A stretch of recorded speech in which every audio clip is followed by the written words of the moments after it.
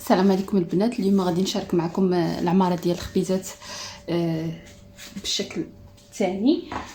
كنتمنى ان شاء الله تعجبكم هذه الوصفه. اول حاجه غنبدا بها هي غادي نطيب هاد لي ستيك ديالي. غادي نطيبهم الزبده كيف ما كتشوفوا معايا، ما كنديروا لهم لا شرموله لا حتى شي حاجه. انا هدايا الدجاج شديتو، كناخذ ستر وكنقطعو، يعني ما كنشدش الفيليب بوحديتو ولا شي حاجه، غير ستر ديال الدجاج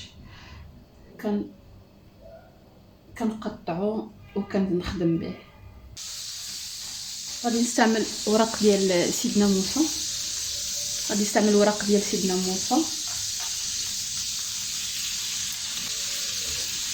كننزل فوق منهم لي ستيك ديالي. انا هنا استعملت صدر ماشي الكمول ديال الدجاجه، يعني النص ديال الصدر وواحد شويه من النص الاخر.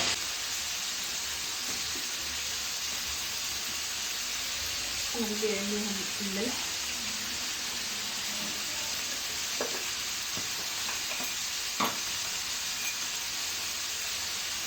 والخضار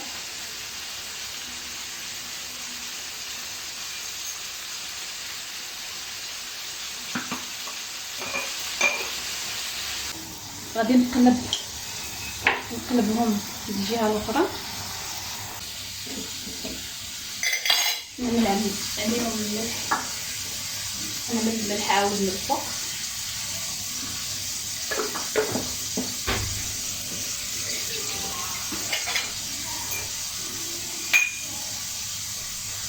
والبزار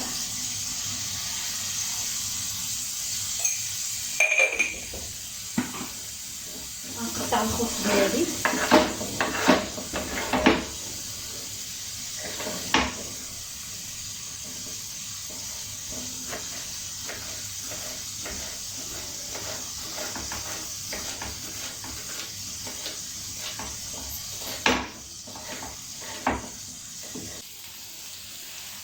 حكيت خيزو هنايا الجزر الدجاج ديالي هو باقي كيطيب. صراحه الدجاج كيجي واعر كيجي بنين مع ورقه ديال سيدنا موسى. صافي انا دابا غادي نطفي عليه وغادي نقطعو قطيفات صغار كما قلت لكم. هنايا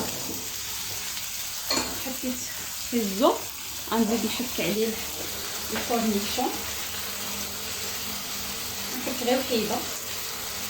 الدجاج ديالي كيعطي واحد الريحه، يا سلام يا سلام. المهم انا طفيت عليه، غنحيد هادي. اول حاجه غنزيد الخبز ديالي نعملو هنايا،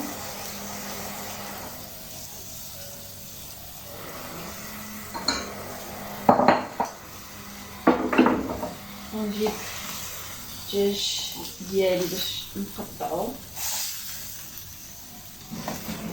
طريقات صغار.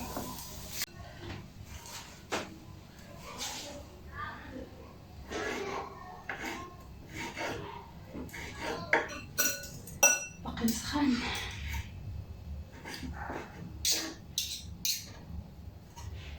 كيف ما كتشوفوا المهم قطعتهم كاملين.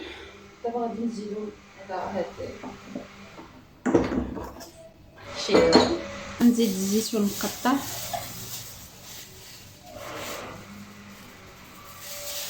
غناخد 3 ديال الجبن ديال لافاش كيري، وغادي نزيد عليهم دانون مسوس،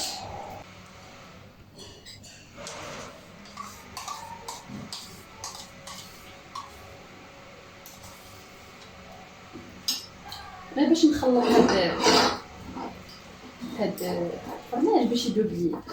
وغادي ناخد دانون الثاني غادي نزيدو ديريكتومون مع العماره ديالي. وتقدروا هاد دانون والجبن تميكسيوه الا عندكم الميكسور ولا المولينات، ولا انا كنشوف هكا حسب دغيا فاسيلمون. صافي. وغادي نزيدها على النار ديالي، وغادي نزيد الدانون الثاني.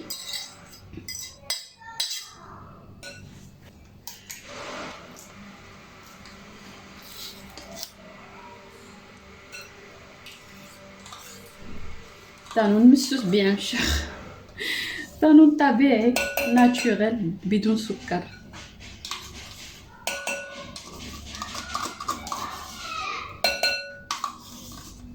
غادي نزيد عليها الملح والابزار، صافي ونخلط. صافي كتبداو تعمروا الخبيزات ديالكم. الملح حسب الذوق، اللي بغى يدير فيها الزيت يعمل فيها الزيت البلديه. انا صراحه كنتفادى نستعمل الزيت.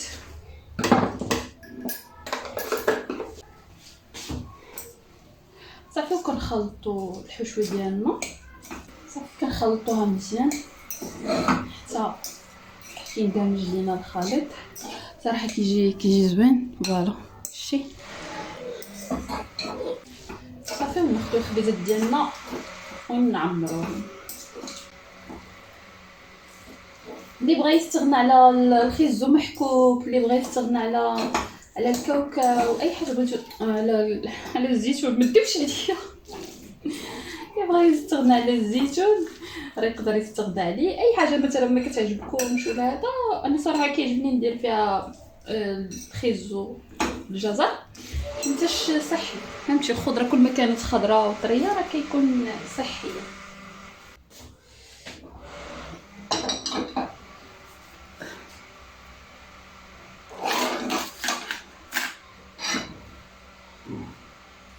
المهم غنعمر معكم هادو، هاد 4 ديال الحبات، غير نوريكم الشكل ديالهم. صافي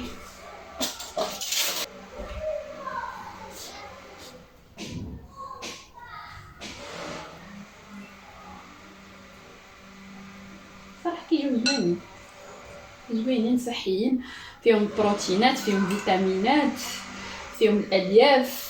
يعني صراحه وجبه غنيه، فيهم شويه ديال الدهنيات. حيت ماشي حتى الدهنيات راه صحيين باش الجسم ديالنا كيكونوا دوك التفاعلات ما بين الفيتامينات ولي فيبر وداكشي باش الجسم ديالنا كيهرسهم. راه ضروري كيحتاج الدهنيات. وحتى بالنسبه لابسوربسيون ديال هاد لي فيتامين وداكشي والميتابوليزم وهذا، يعني راه ضروري من الدهنيات خاص يكونوا في الاكل ديالنا، غير هي النسبه ديالهم ما تكونش كبيره بزاف.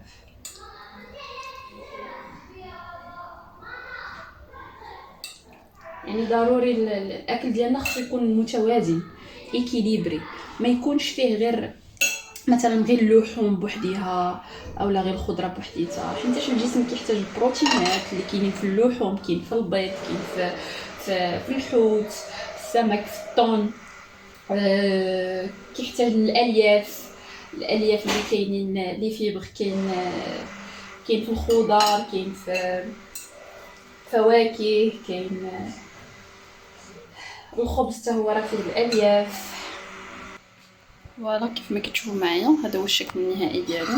صراحه كيجيو زوينين، كيجيو بنان بالصحه والراحه. ورمضان مبارك سعيد. يمكن ما قلتهاش لكم، رمضان مبارك سعيد، الله يدخلوا عليكم صحه وسلامه. وباش ما كتمناو ان شاء الله والله يكون هذا العام عام خير ورزق، وخا غلاء المعيشه وهذه الانسان ربي سبحانه وتعالى كيرزقنا من واسع فضله الحمد لله.